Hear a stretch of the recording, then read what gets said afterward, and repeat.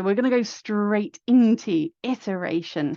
Now, iteration, you are going to need to be able to use loops effectively, and you need to be able to use loops in the appropriate place.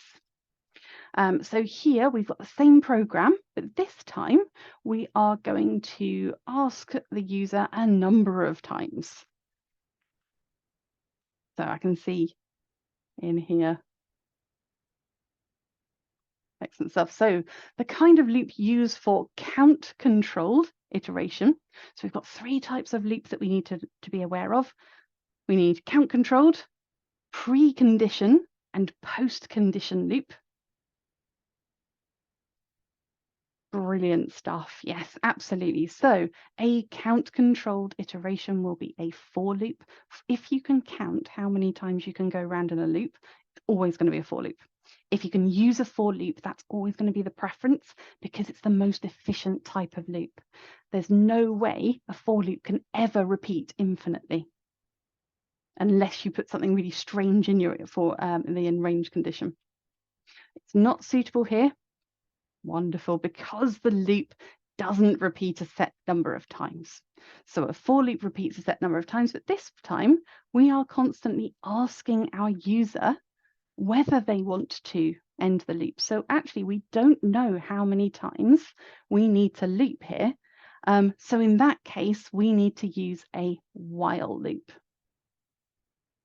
So that missing little section up the top there should be while our username, and I've used a username .lower.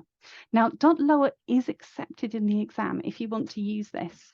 And .lower will basically take whatever the user inputs and just put it into lowercase. It's a really, really useful function. And that function can be used to sanitize data. Sanitizing data is basically not telling the user they get it wrong, so not validating, taking in that data and making it correct for the user. Now, if we're looking at this particular piece of code, while our user has typed in a name and not the word exit, we're just going to keep repeating. Yes, .upper is allowed as well. .lower is absolutely fine. So there are certain things within Python that you can absolutely use because they are used really lots and really often. Frequently, that's the word I was looking for. They're used frequently. So yeah, .lower, .upper, and the other one that you can use is numeric. Is numeric, all one word, and again with the brackets, that tests whether a piece of text is actually a number or could be converted. So it stops you from getting those horrible errors when you try and convert something to an int. So in this case, how can our user terminate the loop?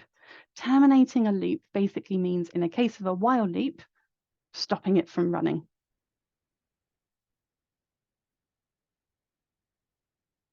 Absolutely, yeah. So in this case, if the user types in the word exit instead of a name, at this point, it's going to run the rest of the code. And then when it goes back up to the top, it will essentially stop. So in programming, in paper 2, we are going to be coming across 3 types of loop. We will have for loops for count controlled. We have while loops, which are our precondition controlled. They're called precondition because they're tested at the top. And we also have a form of iteration that doesn't exist in Python.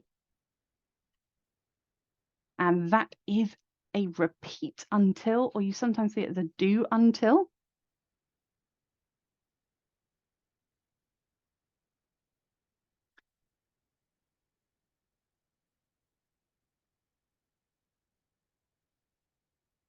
Absolutely. So we can use a repeat until if we were then going to take this and turn it into pseudocode.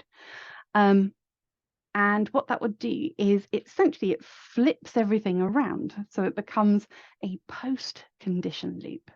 And that post-condition loop, you'd have repeat all of this code until the user does put in the word exit. So you have to use the opposite of your condition between a while and a repeat until. Absolutely. And the other thing is that a repeat until will always run at least once, whereas a while loop will potentially never run if the condition is never met at the top.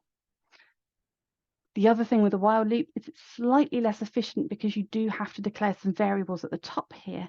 So here I'm having to put the username equals nothing, and then while my username.lower does not equal exit. If I didn't have that first username equals nothing, the while loop would be testing something that doesn't exist, and it would create an error.